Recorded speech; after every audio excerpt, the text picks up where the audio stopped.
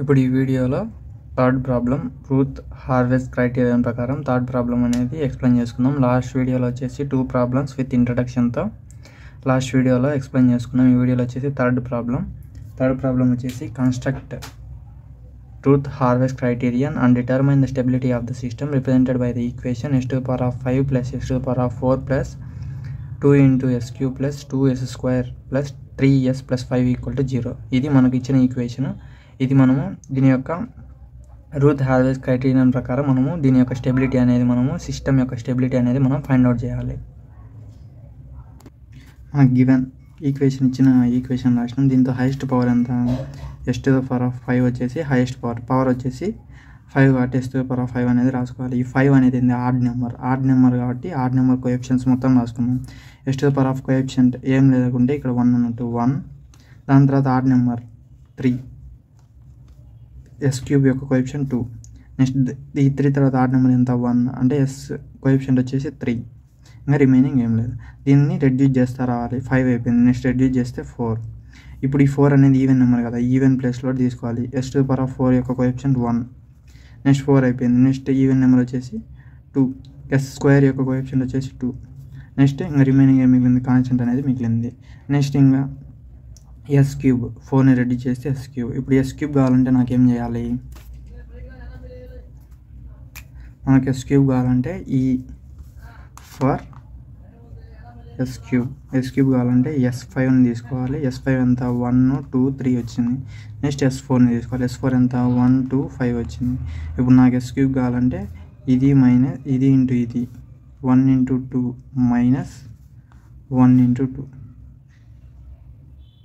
By ఇక్కడ ఫస్ట్లో ఏముంటే అది 1. నెక్స్ట్ ఇది అయిపోయింది. Next 1 × 3 minus 1 × 5 by 1. ఇక్కడ ఏముంటే అది. ఇప్పుడు ఇక్కడ చేస్తే ఇది ఎంత వచ్చింది, s³ వచ్చేసి మనకు 2 - 2 ఎంత 0 బై ఎనీథింగ్ 0 వచ్చింది. నెక్స్ట్ ఇక్కడ 3 - 5 అంటే -2 వచ్చింది. ఎంత వచ్చింది మనకు -2 వచ్చింది. అంటే s3 వచ్చేసి మనకు 0 -2 అనేది వచ్చింది. 3లో నుంచి -5 పోతే -2నే కదా. ఇప్పుడు ఇలా వచ్చింది మనకు. ఇక్కడ ఏదైనా ఇప్పుడు ఈ కాలమ్స్ కదా, 3 కాలమ్స్, ఏదైనా ఒక కాలంలో మనకు 0 వస్తే ఆ 0ని మనం ఏమనుకుంటామంటే 0ని వచ్చేసి మనం ఎప్సిలాన్ అనుకుంటాం అనమాట. ఈ 0ని మనం ఎప్సిలాన్ అనుకుంటాం. అప్పుడు s³ ఇప్పుడు రీరైట్ రాస్తే ఈ 0 ప్లేస్లో ఎప్సిలాన్ అని రాస్తాం. ఈ అనేది రాస్తాం. ఈ అంటే ఎప్సిలాన్. నెక్స్ట్ ఇప్పుడు నాకేం కావాలి, s³ వచ్చేసింది. నెక్స్ట్ s² కావాలి రెడ్యూస్ చేస్తే. s² కావాలంటే ఎలా, ఫర్ s² కావాలంటే చూడండి s4 తీసుకోవాలి 1, 2, 5. నెక్స్ట్ s³ తీసుకోవాలి -2 తీసుకుంటే s² సేమ్ అదే ప్రొసీజర్. ఈ ఇంటూ ఇది 2e మైనస్ ఇది ఇంటూ ఇది -2 × 1 ఎంత -2 బై ఈ. నెక్స్ట్ సెకండ్ ఇక్కడ ఏం లేదంటే మనం 0 పెట్టుకోవచ్చు అనమాట. ఇప్పుడు e × 5 ఎంత 5e మైనస్ 0 × 1 × 0 ఏమవుతుంది 0నే అవుతుంది. ఇంక ఇక్కడ ఏముంటే ఇది ఈ. ఇప్పుడు ఇక్కడ 2e minus × minus plus 2 by ఈ. ఇక్కడ వచ్చేసి ఇక్కడ 0 అయిపోద్ది, ఈ క్యాన్సిల్ అయిపోతే ఏముంటుంది 5 ఉంటుంది. అంటే మనకి ఇదేమొచ్చింది 2e ప్లస్ 2 బై ఈ. అంటే s² వచ్చేసి మనకు 2e ప్లస్ 2 బై ఈ, ఇంకోటి వచ్చేసి 5. ఇది వచ్చింది. ఇంకా నెక్స్ట్ ఏం కావాలి నాకు, రెడ్యూస్ చేస్తే s1 కావాలి. s1 కావాలంటే సేమ్ s³ని s² బేస్ చేసుకొని s1 అనేది ఫైండ్ అవుట్ చేస్తాం. ఫర్ s1 కావాలంటే s³ ఎంత వచ్చింది నాకు ఈ -2 వచ్చింది. నెక్స్ట్ అలానే s² ఏమొచ్చింది 2e ప్లస్ 2 బై ఈ వచ్చింది. ఇంకొకటి 5 వచ్చింది. ఇప్పుడు ఇది ఇంటూ ఇది మైనస్ ఇది ఇంటూ ఇది s⁴ అంటే 2e ప్లస్ 2 బై ఈ ఇంటూ -2 మైనస్ 5 ఇంటూ ఈ బై ఇక్కడ ఏముంటే అది ఫస్ట్లో ప్రతిదానికి కూడా అంతే 2e ప్లస్ 2 బై ఈ. ఇప్పుడు ఇక్కడ చూసుకుంటే దీన్ని చేద్దాం. దీన్ని చేస్తే ఏమైంది, ఇక్కడ 2తో మల్టిప్లై చేద్దాం. -2 ఇంటూ -2e అంటే -4e అవుతుంది. -2 ఇంటూ 2 -4/e. ఇక్కడ వచ్చేసి -5e ఉంటుంది బై 2e + 2. ఇప్పుడు దీనికి ఎల్సిఎం ఎంత? ఈ ఎల్సిఎం -4e -4. ఇంకటి ఇక్కడ ఏముంది? 1 ఉంది కాబట్టి ఈతో మల్టిప్లై చేయాలి. -5 ఇంటూ ఈ ఎంత? x into x ఏమైద్ది? x into x ఏమైద్ది? x² అంటే సేమ్ ఈ ఇంటూ ఈ ఏమైద్ది? e² అవుద్ది బై ఇక్కడ ఏముంది?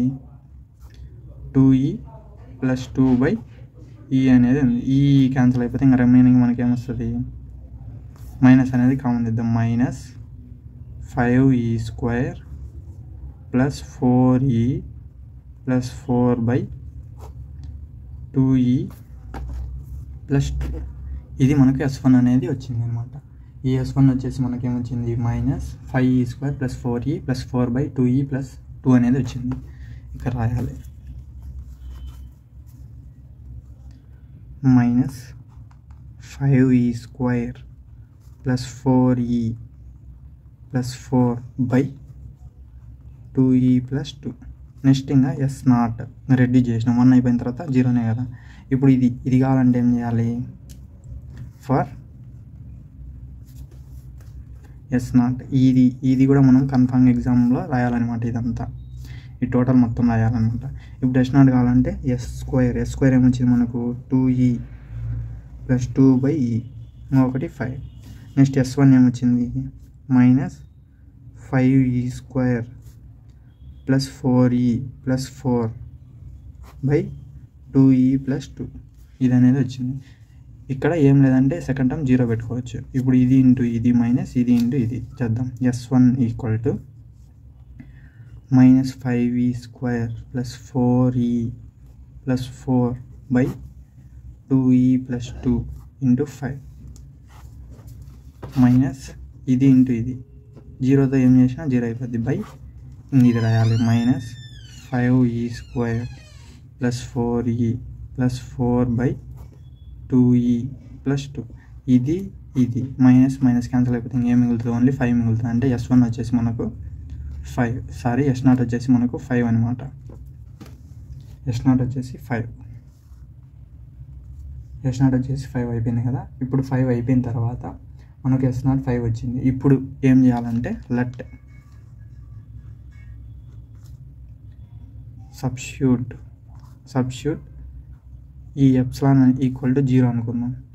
ఎప్సిలాన్ = 0 అయితే దెన్ S5 అనేది ఎప్సిలాన్ = 0 అయిపోతే S5 అనేది ఏముందో అదే వస్తుంది. 1 2 3.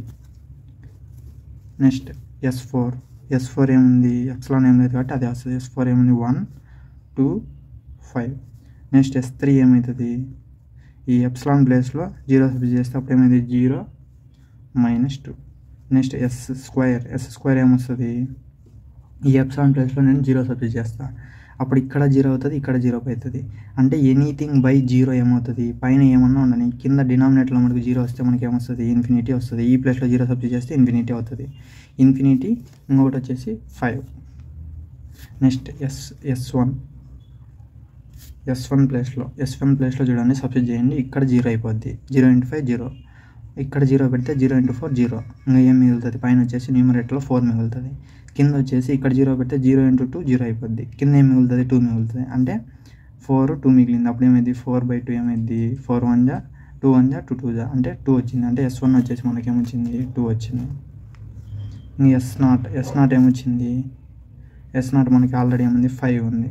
ఇప్పుడు ఇక్కడ చూసుకుంటే మనకు ఈ ఫస్ట్ కాలం టర్మ్స్ అనేటివి మనం చూడాలి. ఈ ఫస్ట్ కాలం టర్మ్స్ వచ్చేసి మనకు ఏవి నెగిటివ్లో లేవు, అన్ని పాజిటివ్